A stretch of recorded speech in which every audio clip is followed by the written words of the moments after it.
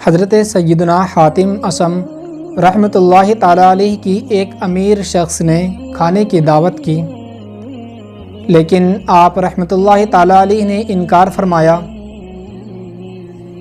اب اس امیر شخص کا اصرار زیادہ بڑھا، اس نے زیادہ ضد کی، تو آپ رحمۃ اللہ تعالیٰ علیہ نے ارشاد فرمایا کہ اگر تم میری 3 شرطوں کو مان لو گے تو انشاءاللہ تعالی میں آپ کی دعوت میں آؤں گا۔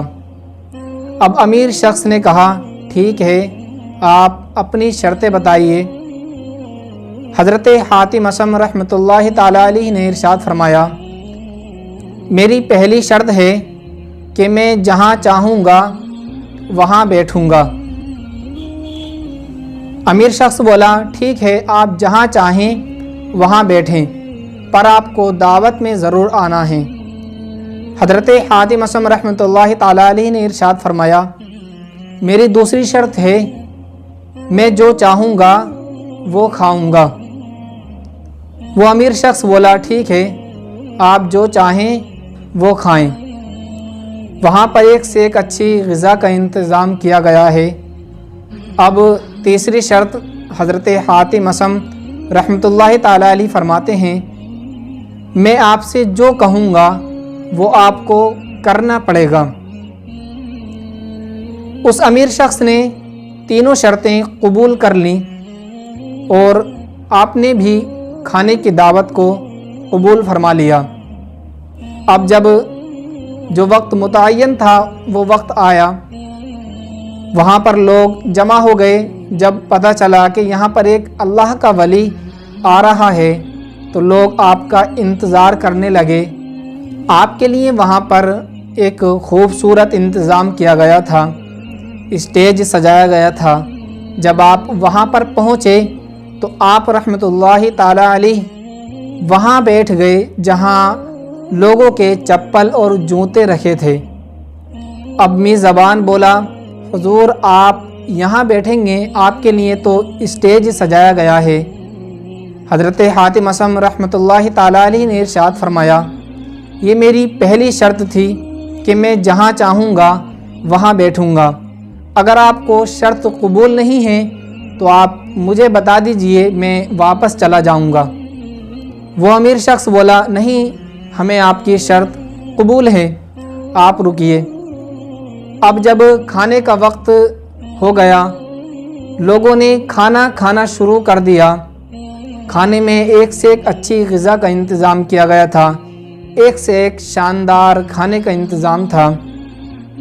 جب کچھ خادم آپ کے پاس آئے آپ کی خدمت کرنے کے لیے تاکہ آپ کو کھانا کھلائیں، اس وقت آپ نے ان کو روکا اور آپ نے اپنی جھولی میں ہاتھ ڈالا اور جھولی سے ایک سوکھی روٹی کا ٹکڑا نکالا اور آپ نے اسی کو تناول فرمایا۔ اب میزبان بولا حضور آپ کے لیے یہاں پر ایک اچھے کھانے کا انتظام ہے، آپ یہ نہیں کھائیے۔ حضرت حاتم اصم رحمۃ اللہ تعالیٰ علیہ نے فرمایا، میری یہ دوسری شرط تھی کہ میں جو چاہوں گا وہ کھاؤں گا۔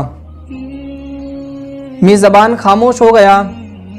اب جب تمام لوگ کھانے سے فارغ ہو گئے تو آپ رحمۃ اللہ تعالیٰ علیہ نے فرمایا ایک بڑا توا گرم کیا جائے۔ اب میزبان نے چولہا جلوایا اور اس پر توا رکھا۔ جب توا بالکل سرخ ہو گیا تو آپ رحمۃ اللہ تعالیٰ علیہ اس توے پر کھڑے ہوئے اور کھڑے ہو کر فرمایا، آج میں نے سوکھی روٹی کھائی ہے، اور اس توے سے واپس اتر گئے۔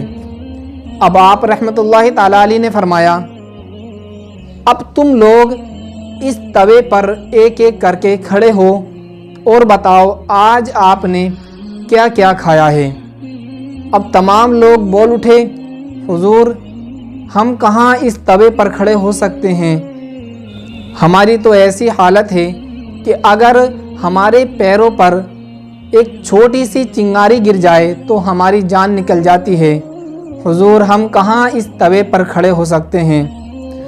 آپ رحمۃ اللہ تعالیٰ علیہ نے ارشاد فرمایا، یاد کرو اس وقت کو جب یہ تانبے کی زمین ہوگی اور سورج صرف 1 میل دور ہوگا، آج کروڑوں میل دور ہے تو ہم اس کی تپش برداشت نہیں کر سکتے ہیں۔ اللہ کی قسم وہ زمین اس وقت اتنی گرم ہوگی کہ یہ دنیاوی توا اس کے مقابلے میں کچھ بھی نہیں ہے، اور ہم کو اس وقت اس زمین پر کھڑے ہو کر اپنی زندگی کا حساب و کتاب کرنا ہے، اپنی زندگی کا حساب دینا ہے۔ اللہ کی بارگاہ میں سچی توبہ کر لو، یقیناً زندگی بہت مختصر ہے۔